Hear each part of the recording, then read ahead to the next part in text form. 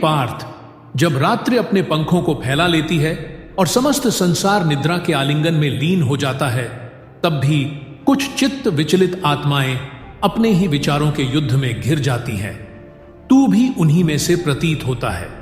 किंतु स्मरण रख, चिंता, भय और व्याकुलता आत्मा के उस अंधकार हैं जिन्हें केवल ज्ञान रूपी दीप से ही प्रज्वलित किया जा सकता है। जिस प्रकार अज्ञानता से ज्ञान, तम से प्रकाश और मोह से मुक्ति होती है, उसी प्रकार चिंता का क्षय आत्मबोध से होता है। तू जिस भय में डूबा है वह तेरा नहीं है, वह तो माया का बिछाया हुआ भ्रम है। चिंता उस व्यर्थ की अग्नि है जो न वर्तमान को बचा सकती है न भविष्य को सुरक्षित कर सकती है। वह केवल तुझे वर्तमान क्षणों से वंचित कर देती है। तू सोचता है क्या होगा, पर क्या तूने कभी विचार किया जो होगा वह क्यों होगा, और जो होना है वह तेरे वश से बाहर है। प्रकृति के नियमों को कोई टाल नहीं सकता। जिस प्रकार फूल स्वयं ही खिलते हैं, सूरज स्वयं ही उगता है, उसी प्रकार जीवन की घटनाएं अपने समय पर घटित होती हैं। तू उन्हें रोक नहीं सकता, केवल स्वीकार कर सकता है, और जो स्वीकार कर लेता है वही मुक्त हो जाता है। अर्जुन, डर वह छाया है जो तब तक पीछा करती है जब तक तू उसका सामना नहीं करता। जिस क्षण तू उस भय की आंखों में आंखें डालकर कहेगा मैं तेरे पार जाऊंगा, उसी क्षण वह तुझसे विदा ले लेगा। युद्ध के रण में जो शत्रु सामने हो वह उतना भयावह नहीं होता जितना अपने ही मन में बसे संदेह और शंका। मन ही मित्र है और मन ही शत्रु।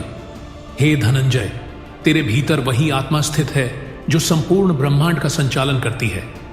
तू क्यों सोचता है कि तू अकेला है? जब मैं तेरे रथ का सारथी हूं तो कौन तुझसे बढ़कर सौभाग्यशाली है? तू रात्रि को अपने विचारों से मत रंग, तू उसे ईश्वर के चरणों में समर्पित कर। तू चिंता नहीं, चिंतन कर। चिंता बांधती है, चिंतन मुक्त करता है। जब तू कहता है मुझे डर लग रहा है, तब तू यह भूल जाता है कि तू उस वीर का वंशज है जिसने हिमालय की चोटियों को भी अपने चरणों से नापा है। तू अर्जुन है, केवल शरीर नहीं, आत्मा है। आत्मा को भय कैसा? मृत्यु भी उसे छू नहीं सकती। डर केवल उसी को सताता है जिसने अपने कर्तव्य से मुंह मोड़ लिया हो। तू तो वह है जिसने धर्म के लिए शस्त्र उठाया है। फिर क्यों इस मृग तृष्णा में उलझा है? रात्रि सोने के लिए है, रोने के लिए नहीं। वह विश्राम का समय है, युद्ध का नहीं।